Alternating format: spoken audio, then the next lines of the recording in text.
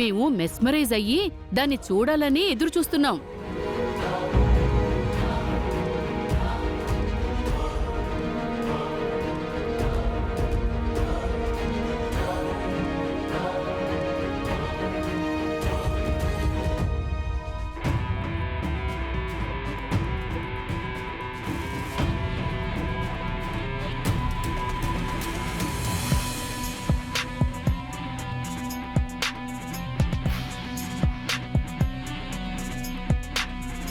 అరే, ఎవరో లోపలికి వస్తున్నట్టున్నారు. సత్యానే వస్తున్నట్లుంది.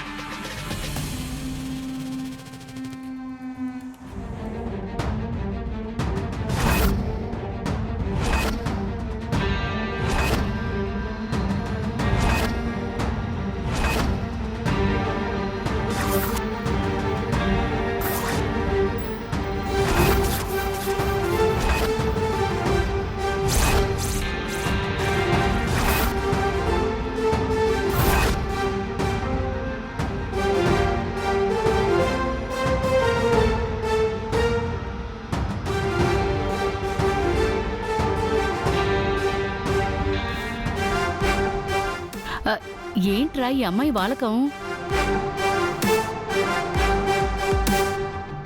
ఎరా, సత్య త్రిపురలాగా వస్తుందనుకుంటే తెప్పడలాగొచ్చిందేంట్రా?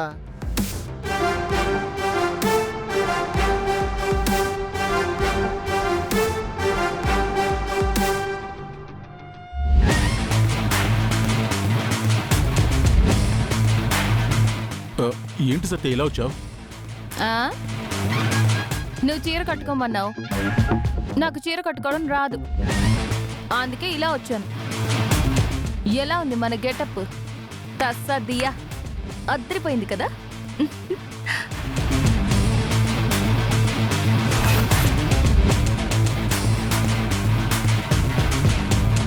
అచ్చం మా అక్క త్రిపురలానే ఉంది.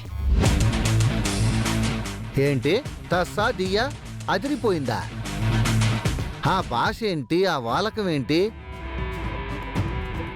ఇలా అయితే ఈ సత్యని మన ఇంటి వాచ్మెన్ కూడా త్రిపుర కాదని కనిపెట్టేస్తాడ్రా. త్రిపుర? ఎవరా త్రిపుర? నువ్వు నటించాల్సిన మనిషే త్రిపుర.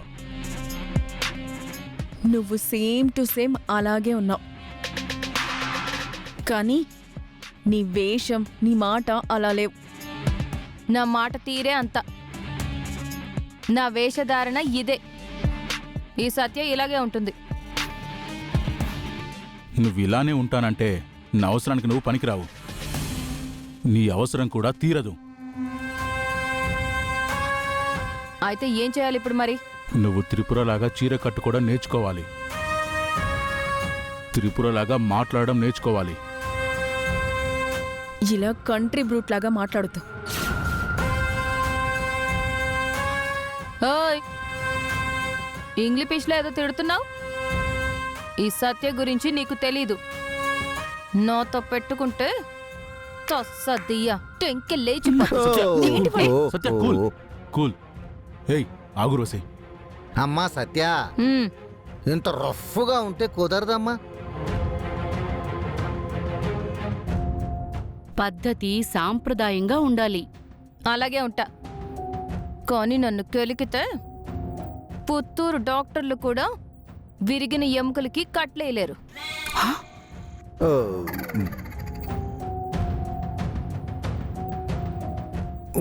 అమ్మో, ఈ అమ్మాయి చూడటానికి భూమికి జానడేమన్నా, ఇదేదో పెద్ద బాంబులా ఉందిరో. నీకు ఇంగ్లీష్ రాదా? చదివే రాదు. 3వ తరగతి దాకే చదువుకున్నాను కదా. ఏదో చిన్న చిన్న తెలుగు పదాలు చదవడం వచ్చు.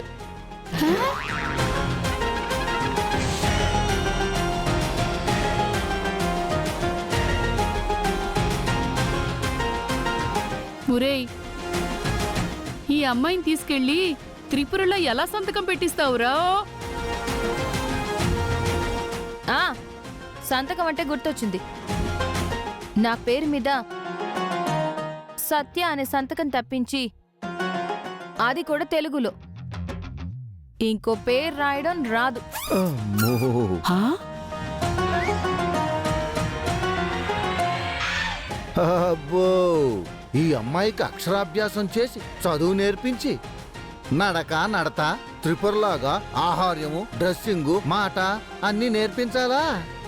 తప్పదు నాన్న.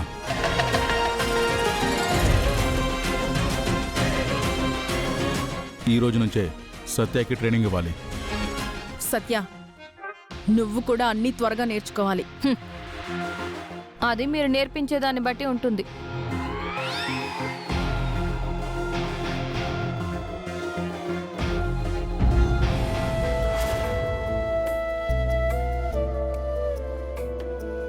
నీ వల్ల ఎంతమంది ఇబ్బంది పడుతున్నామో నువ్వు ఆలోచించావా? తను నీ భార్య కాదని ఎన్నిసార్లు చెప్పాము? మాతో పాటు పుట్టింది, ఇక్కడే పెరిగింది. ఎన్నిసార్లు చెప్పినా నమ్మవేంటి?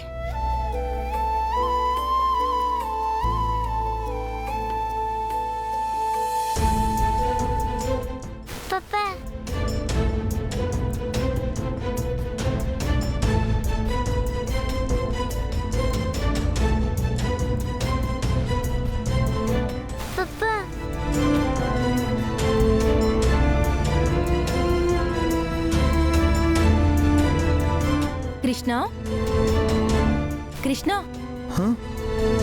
పాప పిలుస్తుంటే పలకవేంటి?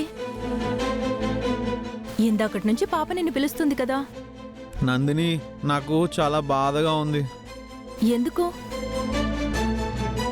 నువ్వు నన్ను తిట్టావు కదా. చూడు కృష్ణ, నిన్ను కావాలని తిట్టలేదు కదా.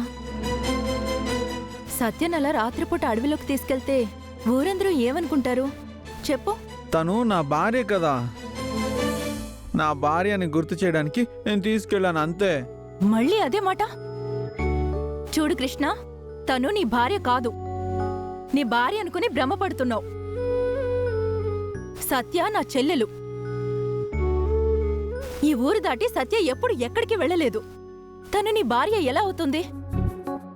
అయినా పెళ్లి కాని ఒక అమ్మాయిని నా భార్య అంటూ ఏడిపించడం, ఊరందరికీ చెప్పడం, ఊరంతా తెలిసేలాగా ప్రవర్తించడం కరెక్ట్ కాదు కదా.